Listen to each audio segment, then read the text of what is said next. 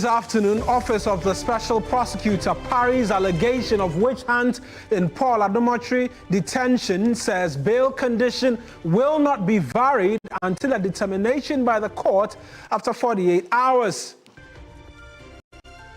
Also, National Media Commission says boycotting institutions to address media attacks will result in more journalists being assaulted. We'll tell you why.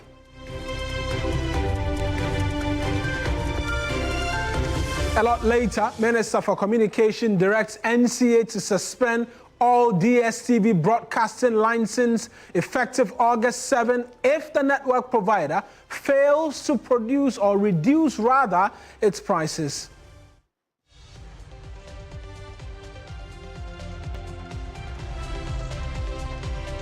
Hello there, welcome to News Central here on TV3. The bulletin starts right now. I am Mawin Aigbeta.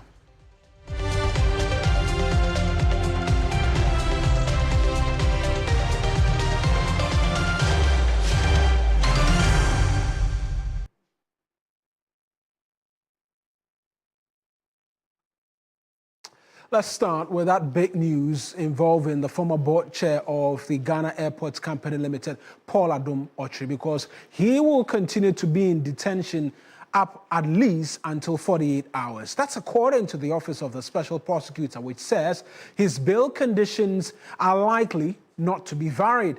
Adom-Otchere, who has been detained since yesterday by the OSP over ongoing investigation into a revenue assurance contract entered into by the airport company and Evertex Logistics Limited, failed to meet bail conditions, but the OSP insisted on him providing 2 landed properties of any value in his name. Speaking on TV3 New Day, Director of Strategy, Research and Communication at the OSP, Bawku, denied suggestions of witch hunt, insisting they will adhere strictly to the law in all of their dealings.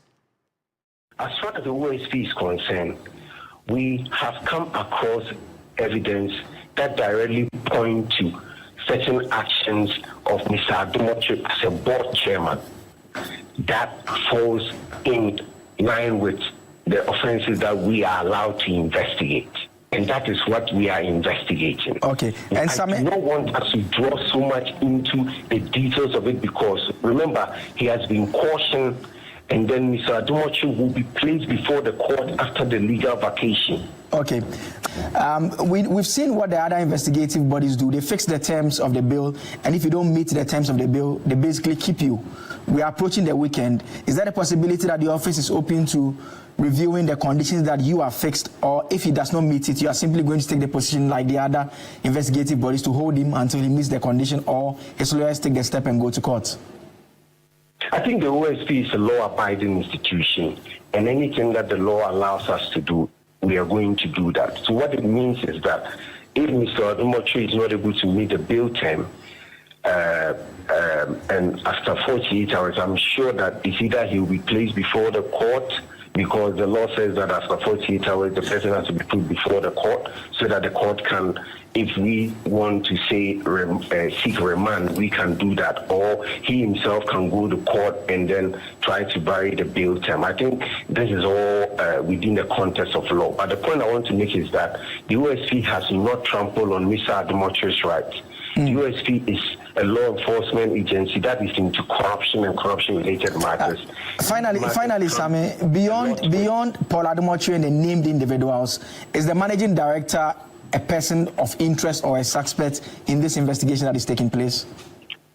I do not even understand why the managing director's name is being bandied around by a particular group of people. The board chairman, the former board chairman, directly mentioned the name. He says that she's the one who signed the contract. The fact that he mentioned someone's name does not mean that that person may be a subject of investigation. That is he trying to defend himself. We are very professional. Directly whether he's a subject of the investigation. That's why I'm asking you directly. We are doing our job. We know exactly what we are doing. We know the people that there is evidence against, and we know what each of them has done in the course of this investigation, and that is what we are doing. If it means that the MD of the company has to answer, the MD of the company will answer. But it is not up to the suspect to be determining, why have you called this? Why haven't you called this? Are you able to confirm to us whether she's a subject of this investigation? Are you able to tell us that? No, I'm unable to tell you that because that's that is not a subject that has been put out there by the office. When the office is thoroughly done and there are any other persons that the office would want to place before the court, the office is going to do that. At the moment, the person that the office has identified to be people who have questions to answer, and that we are going to be placing before court when the new legal year begins, is Mr. Adom-Otchere and the other two persons that we have cautioned so far. All right. The point I want to make to the public is that the OSP is not there to take any revenge or to abuse anybody's right. Mr. Adom-Otchere's investigation even came about as a result of the lawful search that we did at FML. That is when we got a number of information about what has happened. So it's not that somebody is sitting down and planning against other people because they've done something against the office in the past. That's Nedco, and he is Director of Strategy, Research and Communication at the Office of the Special Prosecutor. But this afternoon, we're learning of the details as captured in that contract signed between the Ghana Airport Company Limited and Evertex Logistics Limited. Now, investigative report by Manasseh Aziriawini, Adjoa Dobia-Owusu, and Evans Aziamo Mensah have uncovered procurement breaches and alleged shady dealings with a company linked with SML. Now, the details of the report further allege a backdating of the contract with dates on the contract offering and the date of signing all starkly opposed. Let's run you through some of those details that we've been able to uncover, which we are going to be providing to you right now here on the bulletin. And let's go to our dashboard quickly so we can walk providing to you right now here on the bulletin. And let's go to our dashboard quickly so we can walk you through the details of what has been captured in this latest investigative piece by Manasseh, Adjoa, and then Evan. So here's where we start off with the dates that, according to this investigations, this contract was signed. It's according to what it is that we've read. This was stated on the 4th of December 2024, just some few days to the December 7 elections, and it was a revenue assurance contract. But if we proceed further based on the details as made available, there are suggestions even that this December 4, 2024 date may have been backdated, and we'll provide the details for you. But who are the beneficiaries of this contract? Evertex Logistics Limited, and they've been linked to SML, and here's why. Because they have the same beneficial owner as SML in the person of Evans Eduse, who is a CEO of both companies. A bit more detail, what we understand as well is that as we speak now, the contract was cancelled by the MD of the Ghana Airport Company Limited on the 28th of July 2025, following what the investigators say after they had contacted the MD over these matters. They've got wind that as of the 28th of July 2025, just some few days ago, this contract, which has become the subject of investigation involving Paul Adom-Otchere and some others, has at this point in time been cancelled. But what are the allegations which have made this a subject of discussion over the last 24 hours? They, amongst many other things, reveal that the board of the Ghana Airport Company Limited approved a contract to be awarded to Deafness Systems Limited. So the original revenue assurance contract which the Ghana Airport Company Limited was to sign was to have been signed with Deafness Systems Limited, because they appeared before the board of the company, did presentations as to how they were losing revenue at their cargo department, and were hoping to help the airport company raise more revenue. But interestingly, the airport management, in awarding the contract, did not award the contract to who? DevNex, but awarded it to Evertex Logistics Limited, who did not appear before the board of the company, who did not bid for the contract. The investigations reveal that despite not doing all of these, they, quite surprisingly, became the beneficiaries of the contract. And here's why it gets interesting. If you read the details of the investigative piece, the management of the Ghana Airport Company Limited makes the argument that these guys, DevNex Systems Limited, wrote to the MD of the company arguing strongly that Evertex Logistics be given the contract because they had expertise to take care of it. Despite not appearing before the board, despite not bidding for the contract, that recommendation was made. And subsequently, the CEO of DevNex, the original individuals who appeared before the board of the Ghana Airports Company Limited, that individual became a project manager for Evertex, the company which was subsequently awarded the contracts. Now, the contracts between the Airport Company Limited and then Evertex, and here's where I made reference to the fact that the investigations reveal, amongst many other things, that it may have been backdated, suggests that this contract, which according to all reports says was signed on December 4, appears to have been signed after December 11, because they received PPA approval, amongst many other things, around the 4th of December, and contracts were written and forwarded to Evertex after December 11, raising concerns as to why the date of the contract being signed suggests December 4. But here's where the PPA comes in all of the investigations which have been carried out by these three, where they, amongst many other things, raise questions about the complicity of the Public Procurement Authority, or the Procurement Authority, in all of this. Now, amongst many other things, they say that the documents taken to the PPA by the management of the Ghana Airports Company Limited did not have a number of things which, per law, should have been attached to the documentation taken to the Public Procurement Authority. Of the many things, there was no justification for sole sourcing as required by law. There was no attachment of staff strength of Evertex, because, interestingly, as at the time these documentations were provided to the PPA, Evertex had just one person as its employee. The SNIT documentation as well revealed that just one person was working with Evertex, raising questions as to their capability in carrying out this revenue assurance contract, as was being requested approval from the PPA to be signed with the company.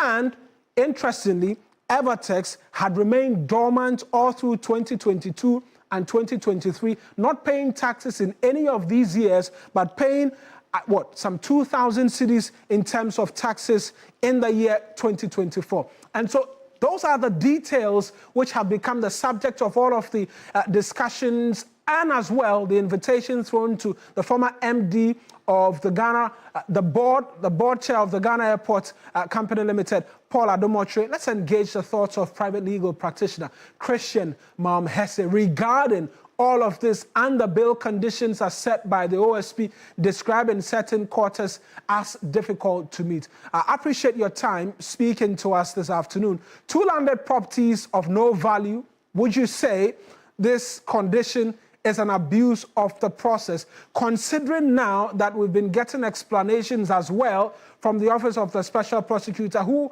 amongst many things, say that a lifestyle audit has to be carried out, reason why we're seeing this bail condition being provided to Paul Adom-Otchere?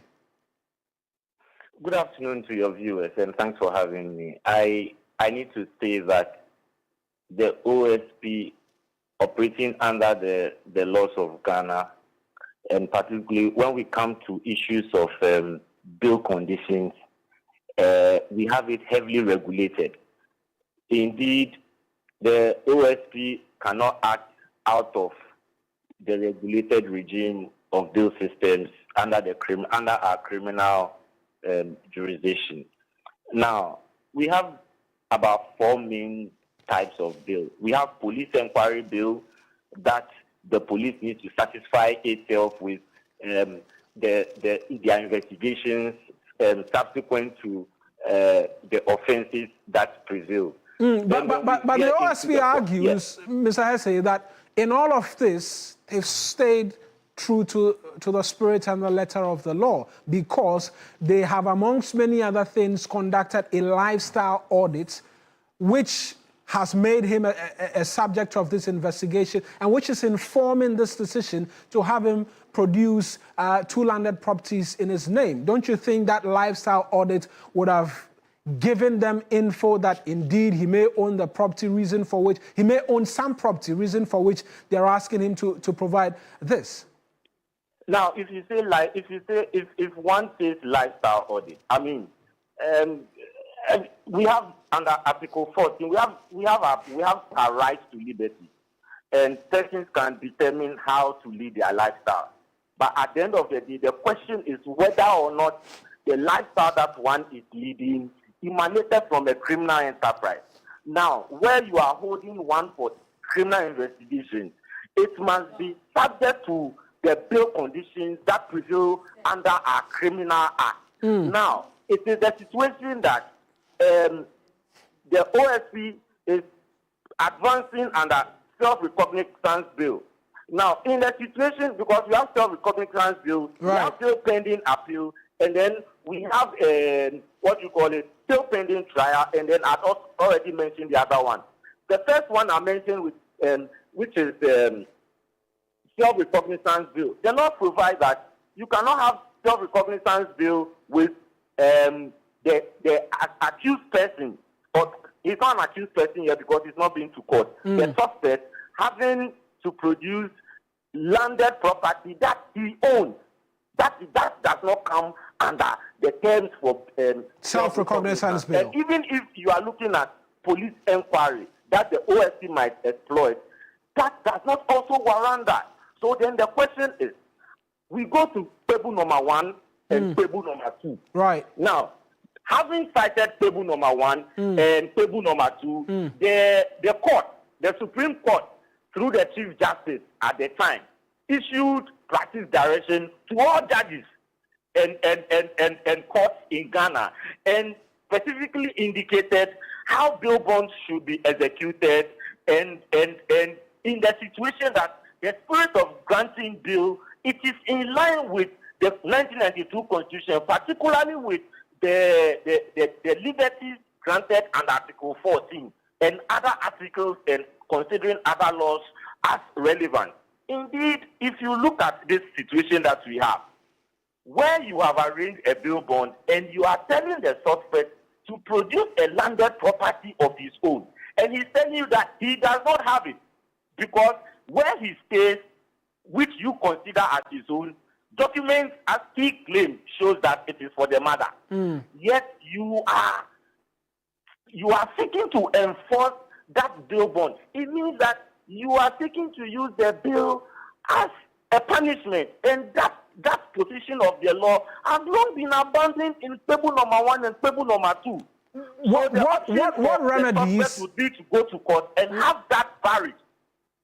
That would be his option. Right, because that was a question. That was a question I was going to ask. What remedies are available for Paul Adom-Otchere, considering the OSP says that after 48 hours, if he doesn't meet these conditions, they will proceed to take him to court, and then there will be a determination as to whether or not they pray the court to have him put behind custody or on remand. So now, with table number 1 and table number 2, the court again are to sit throughout the weekend. Yeah, so if the objective of OSP is to keep him throughout the weekend, their lawyers could exercise their legal right to have the matter heard, to cause the variation. Because where a suspect is being forced to produce 2 landed properties, which he does not have to his name, then what you are basically telling that person is that he should buy his bail. He should buy his bail. And the man said, I don't have it. What are you supposed to do as a legal officer in that particular circumstances? And the OSP, with the greatest of respect, it is not like a police officer who might or might not have a legal background, who would need to have reference to legal advice. But the OSP is closed with legal knowledge and should know that where the accused person does not have, then the bill should be varied.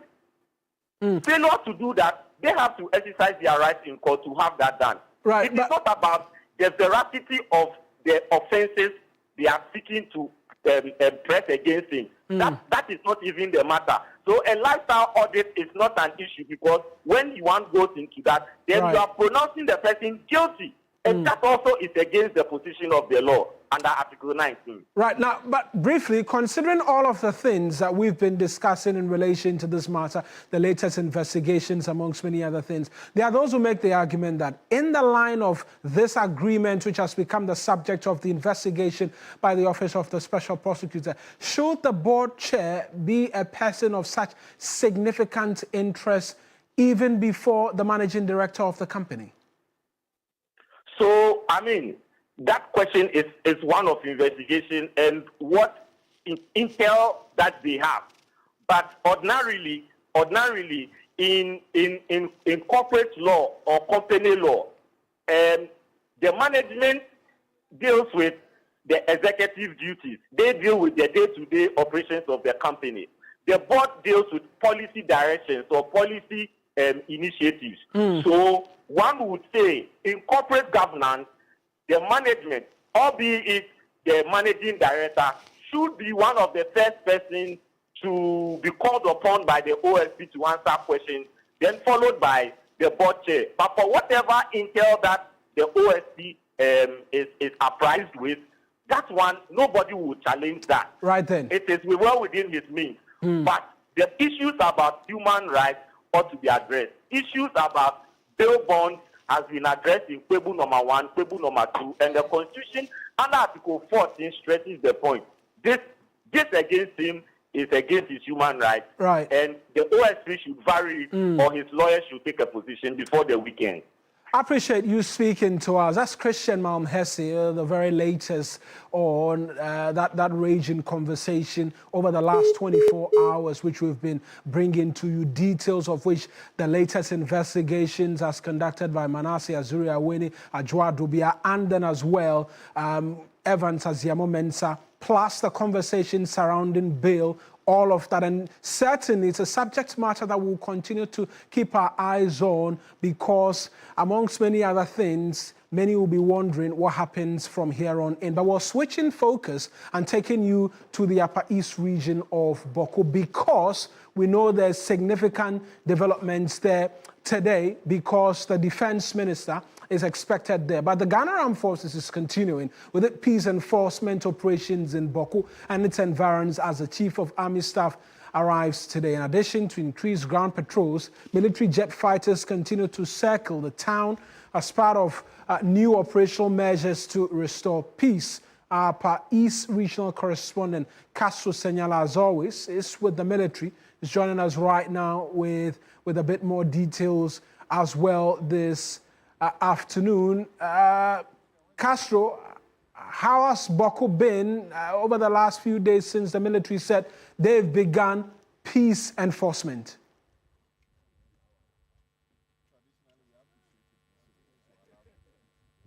Castro, if you could kindly unmute for us so we hear you.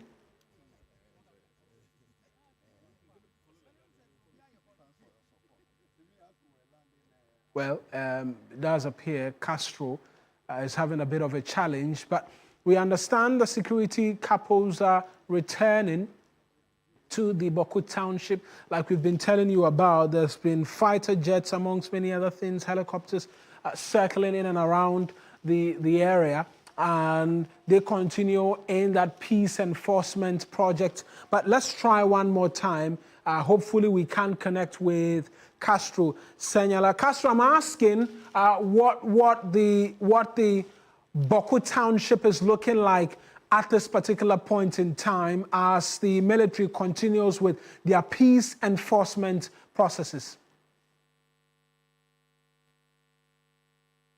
Castro, still, we cannot hear you. A bit of a challenge with hearing from Castro Senyala, who's my colleague in the Bawku township. We'll try and rectify that and connect with Castro, because I mentioned as well, there's the expectation that the defense minister as well will be making a visit to the place as well. The curfew in Bawku and Nalerugu have all been revised from that 2 p.m. to 6 p.m. to 6 p.m. now as well. And so it will be interesting to get an understanding from him, really, what's happened over the last few days since all of those reviews were done. We've heard from students, amongst many other things, who've raised concerns in the lead up to the WASI, which starts next week, that they've been hearing gunshots in the middle of the night, amongst many other things. But we will try again and connect with Castro when we return from this break, as we try and rectify all of the hitches preventing us from having a conversation with Castro. When we return, we have that detail, including what is an ultimatum handed out to DSTV by the communications minister to reduce their prices. All of that, if you stay with us here on News Central.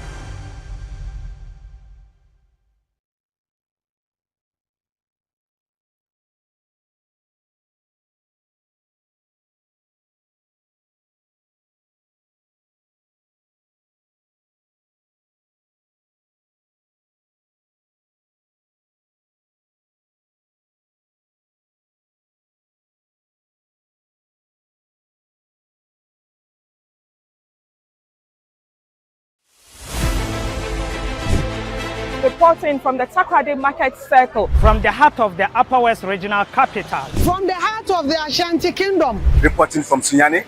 From the Central Business District of Navrongo. The parliamentarians are on recess. This is where it all unfolds. The moments that potentially alters the course of our nation and the world. These are the individuals we recognize, the voices we amplify, who appears on screen and who contributes behind the scenes. With professionalism at our core, we bring you news you can trust, impact journalism that makes a difference. This illustrates how diverse perspectives enhance our strength and reinforces our mission. This is 3 News, leaders in breaking news, exclusive interviews, facts and analysis on TV, radio, online and digital. 3 News, first in news.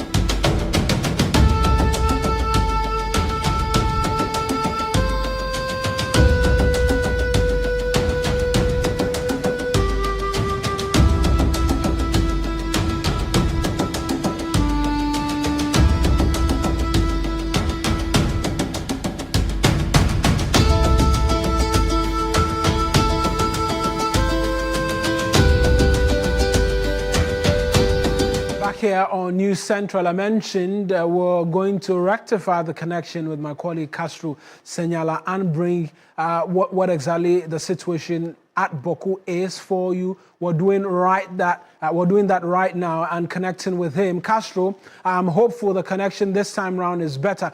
Talk to us about what the situation is like on the ground following what the military has said is peace enforcement. Right, Eric, before I answer the question, let me quickly state that, yes, the defense minister was supposed to be in Bawku, but from sources, many reasons, including the cloudy weather we're experiencing now in this part of the country, are the reasons he will not be here. But all the same, the Army Chief, that's the Chief of Army Staff, Major General Lawrence Betanu, is currently here in Bawku with his men, and he's currently being briefed, giving briefings of the situation on the ground.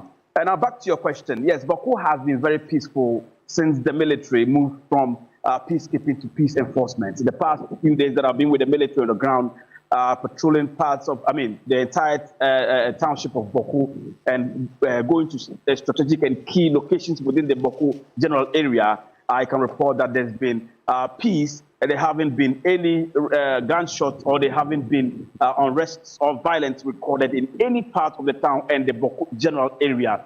On the first day, for instance, the military spent almost about 3 hours patrolling in the Bawku general area, the Bawku township, led by the Chief of Army Staff, Major General Betanu, and then the General Officer Commanding of the Northern Command of the Ghana Armed Forces. Right. And so that goes to say that the military is increasing their presence here. Just briefly on fighter jets, amongst many other things, what do we know about that?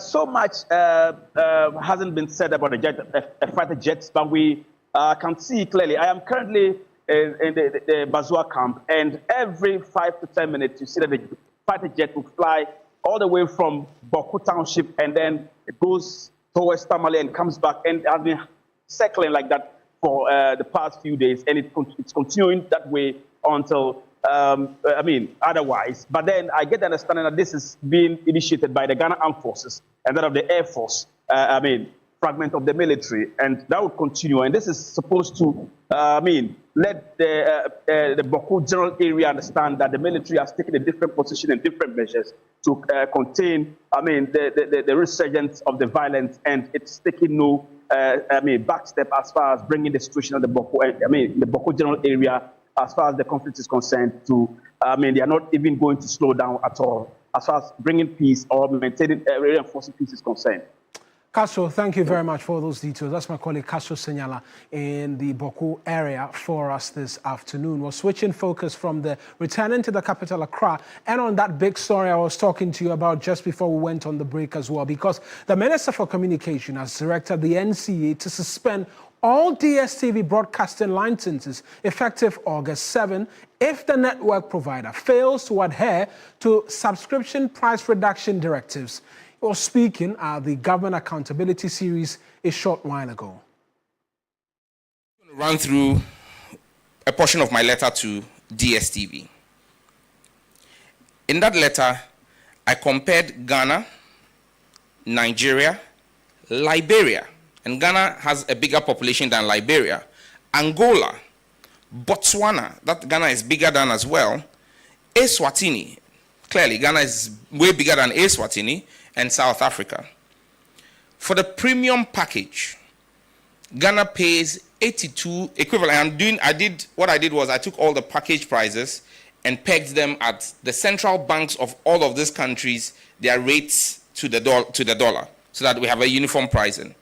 For premium package, Ghanaians are asked to pay $82.40. Nigerians are paying $29. Liberia is paying $61. Angola is paying $33. Botswana, $61. Eswatini, $52. South Africa, $51. Clearly, Ghana is way so high. There is no justification. It's the same content, the same old movies that are being shown. So there is no justification for Ghana being almost 30% more expensive. If you go to Compact Plus, Ghanaians are paying $54.3. Nigerians are paying $19.6. Liberia is paying $36. Angola is paying $27. Botswana is paying $43. Eswatini, $35. South Africa, $34. Again, you see the clear disparity. What is good for Liberians and Nigerians is good for Ghanaians. I am not threatening multi-choice, and I'm not hounding them out. We're simply protecting the Ghanaian people. I have made a request for 30%. What I consider a proactive step will not be you writing to me and tell me that the prudent management of the economy by the Mahama administration that has led to upgrades in our credit rating by Standards and Poor's, Fitch, you tell me that that is a fluke. And so in my letter to MultiChoice, I asked them since when they began rating economies. Because for them to tell me that the improvement, the over 30% appreciation of the Ghanaian cedi is unsustainable and cannot be projected against, I want to know what expertise they have in determining the future of the Ghanaian economy. We are simply acting as regulators. We will not give a license to a foreign entity to come and fleece Ghanaians. You want to work here in Ghana, you will work in the interest of the Ghanaian people.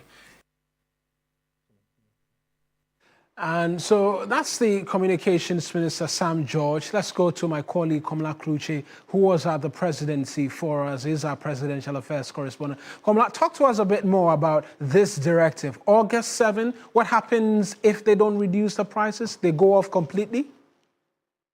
Yeah, I mean, it's quite obvious that the plugs will be pulled on them, and it's a strict compliance that the minister is demanding because he's written to them and he gave them 21 days, to which they wrote back and showed non-compliance of the sort, justifying the reason why they are unable to give the 30% reduction. But the minister has written back to them indicating that it's either you do it or in the 7 days that I'm going to give to you, just like you said a short while ago, the plugs will be pulled on you. And when the question was even asked, what are the considerations? You need to look at what options may be available after that in terms of watching of the Premier League and then movies and the likes. The minister said, well, there are several options that are available that the government will be considering. This is with respect to the DSTV issue. We know as well of interest during that press engagement was 5G technology rollout. He spoke to it as well. Did he give a tentative date where Ghanaians can begin to look up their phones and see 5G? He was quite clear, indicating that the next generation infrastructure company, which is NGIC, which had exclusive sharing of neutral 4G, 5G infrastructure provider, was given the platform to be able to operate the 5G network. And as of today, he said NGIC has deployed 16 5G ready sites and received full NCA approval for its core infrastructure. But the question I posed to him was, what did he inherit? Because in 2024, the then Minister for Communication, Esla Owusu-Ekufu, indicated that by December 1, once phones are switched on, customers of the various MNOs will enjoy 5G. As we speak, we do not see that on the phones that we have. But when you go outside of this country and you switch to another network, you switch your SIM card, you see 5G on your phone and you enjoy what 5G is. And so the question to the minister was, what did he inherit? And what is the status quo? Let's listen to what Sam George had to say. Right. Because we believe that you must not only take voice to the rural community, you must take data as well, because that's the only way you can bridge the digital divide. Komla from TV3 asked about NGIC and the previous claim. I think it was sometime in November 2024 that the previous administration launched with fanfare 5G. Let's just say that it was smoke screens and voicemail. There was actually no fact. I mean, even that day at that center where they launched the 5G, there was no 5G network, and there is no 5G anywhere. if there was 5G, I haven't directed the NCA or NGIC to turn off any 5G site. We would have seen it. But I think it's such smoke screens and gaslighting from the previous administration that made the Ghanaian people give such a decisive victory to President Mahama. And that's why for me as his Minister for Communication, Digital Technology and Innovation, I'll be truthful and honest with the Ghanaian people. We have no 5G service in the country. NGIC has received all the necessary approvals. In fact, last 2 weeks, I gave the final connecting entity license approval for MNOs. They're asking for an additional license for ISPs, which I have declined. My argument is simple. You have a license. You've had it for almost 3 years.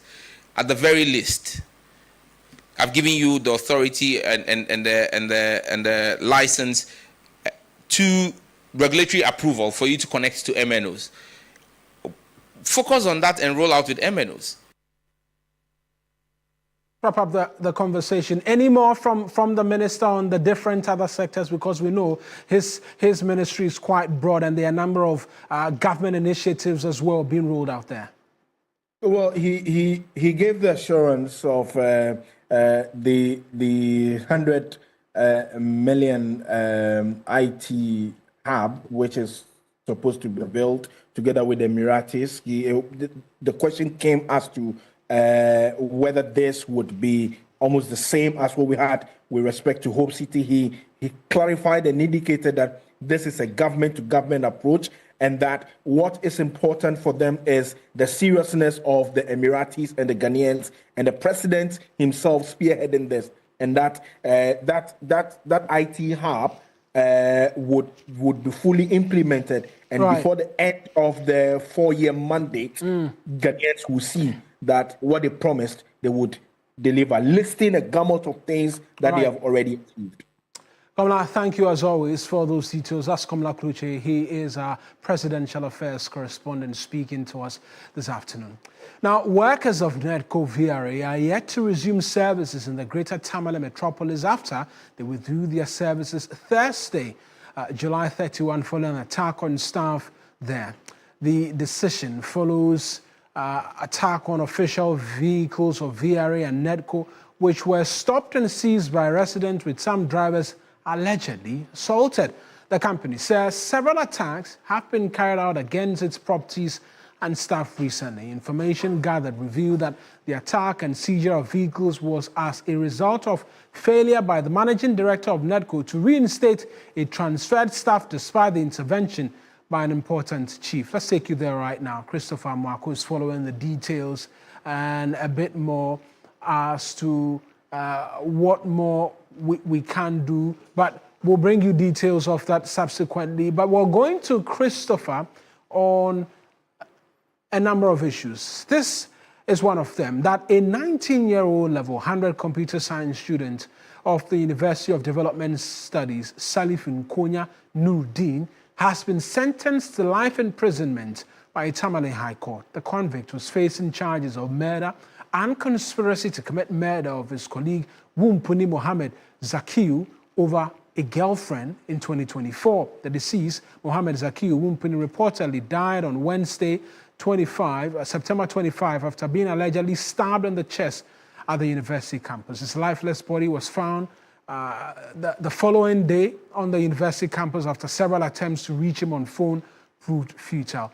Initial reports suggest the possibility of an armed robbery, as Zakiu's phone and motorcycle were missing from the scene. However, accounts from his family indicates that his valuables were found intact, raising suspicions that this may have been a targeted killing rather than a robbery. I mentioned Christopher is on standby for us over this particular incident. Let's take you there right now. Christopher, quite harrowing and not so pleasant news, but walk us through the decision of the court and what the reaction of the Tamale Township has been. Yes, so Marina, let me talk about the reaction from residents. Residents are happy that at least justice has been served, because crime rate in the greater Tamale metropolis is becoming one too many, especially when it comes to attacks on the youth. And so majority of the residents are happy that the accused person is not going scot-free, but the law has taken its course, and so they are happy. But the caution has to do with the fact that the youth are taking the laws into their own hands, and in the name of romance, attacking one another. There are strong calls from religious leaders and other stakeholders on this particular incidence of the youth taking the laws into their own hands when it comes to issues of romance, boyfriend, girlfriend. Right, Chris. Let's move away from this rather unfortunate development, because we know you're following another issue in the courts for us in Tamale, where a 35-year-old has been sentenced to 10 years imprisonment over narcotics. What are the details of that as well?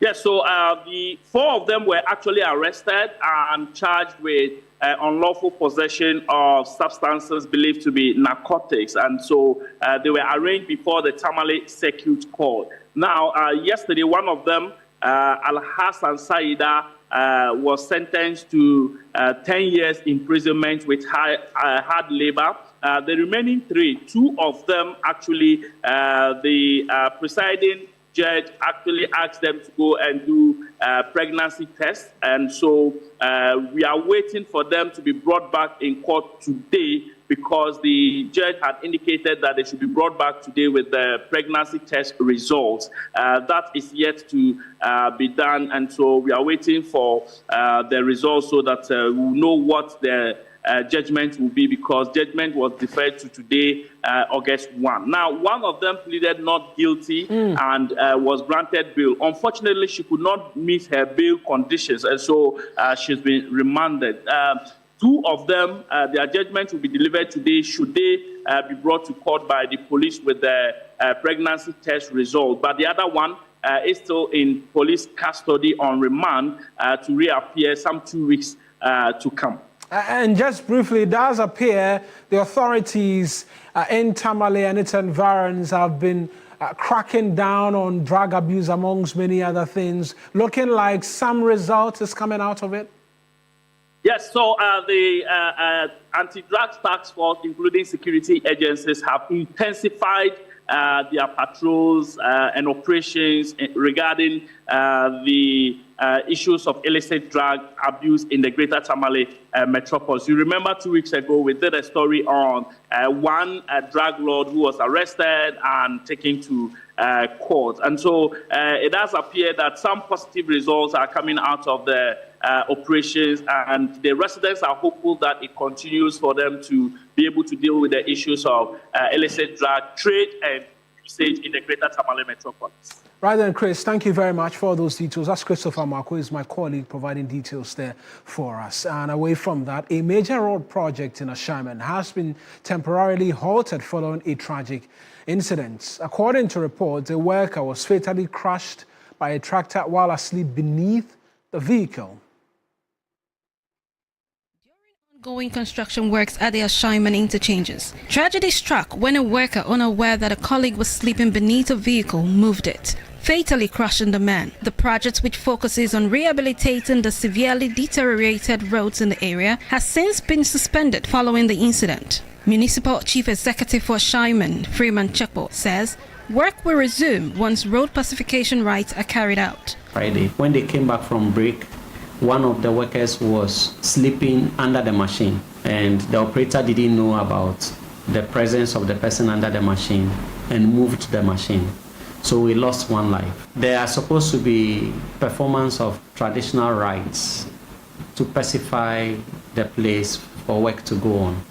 My understanding from the traditional council is that that will be done on Friday, because Ashaiman, our sacrifices are supposed to be done on Fridays. Hopefully from Saturday, the work should continue. He further revealed plans to decongest the local markets. What we are doing is that Ashaiman is blessed to have 3 markets. We have the Adom-Otchere market, which is a new market that has been built We have over 1,200 shops within that market, which was just completed. We are yet to commission it. We are encouraging traders to move and take space within that market. By the end of this August, we should be able to put these 2 extra markets functional. And then we have also taken a decision as an assembly that when we evacuate them, we're going to put a barricade on the pavement.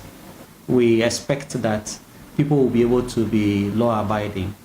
And if they are not law-abiding, we have bylaws.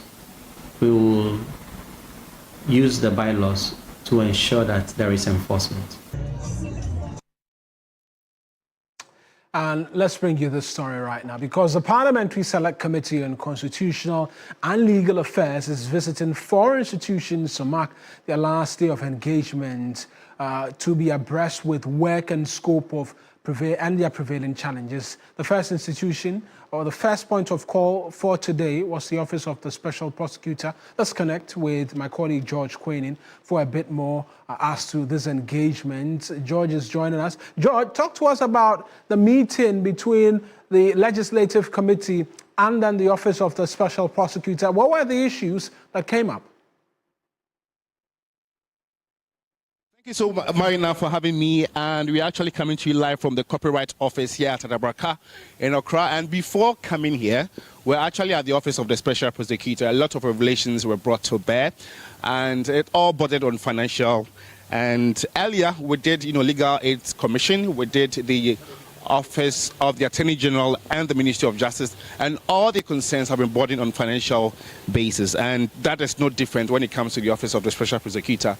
All they need is funds to expand the operations, and as you're aware, the Office of the Special Prosecutor has been in the public domain for a long time now due to some of their activities, and clearly today it's even the news because there's a detention of the board chair of the Ghana Airports Company Limited. And so there are people that think that the OASP office is just witch hunting and only in the news to really go after political people, but that is not the case according to the Special Prosecutor Kisi Jabin, and he says there should be some sort of respect to the office, and for him Ghana is better off than it used to be years ago. And so for him, if you hear about the Office of the Special Prosecutor, there's some sort of shiver in your spine. And so now it means that the office is actually accountable, is making sure that they are firm in terms of the operations, they are fair in their operations. So if there's any issue, they are going to make sure they get to the truth of that very matter, regardless of the party that you are affiliated to. So he is asking for more funds to expand the operations. And as it stands now, there's just one office here in Accra. And so here the Special Prosecutor expects to, build 4 other offices. So in that regard, it has been zoned into 4. And so there's Northern, Southern, Eastern, and Western. So 3 more offices will be added to that of Accra. And so I think we have, a voice from the Special Prosecutor. Let's hear from Kisi Jabin. Unfortunately, we do not have that now, but just briefly on the bits and pieces you mentioned about the detention of Paul Adom-Otchere. Did that come up when the Select Committee met him? Did MPs ask him about its reason for his commentary on the matter? Yeah. That really came up, and that was by the Deputy Ranking Member, Tampoli, who is the former CEO of NPA. So in his remarks, he mentioned that, give us our poll. And in answering to that very question, he was not really direct.